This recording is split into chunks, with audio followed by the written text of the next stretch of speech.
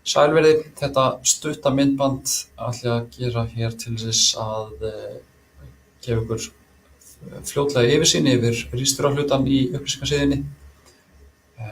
Ég vísa í leiðbeiningarnar öll smáatriði en þetta myndband fyrst og fremst til að sýna hversu þægilegt það að opna ritstjóratól og vinna með hlutina. Þegar þið hafið valið rétta slóðar sem með kennitölu eins og ég sýndi í pósti þá sjáum þið uppast af ykkar hér til hægri sem gefur til kynna þessu innskráð.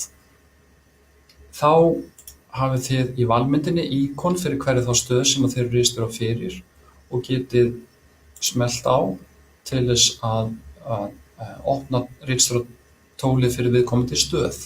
Þá sjáum við hérna hvernig bæði liturinn á sínu breytist og hér uppi kemur ný lína sem segir hvaða stöð þið eru að vinna með. Þetta mikilvægt atriði.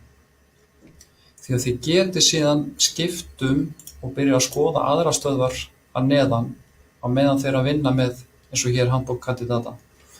Hugsunin að þið getið þá dregið tengla úr öðrum stöðum yfir í ykkar stöð.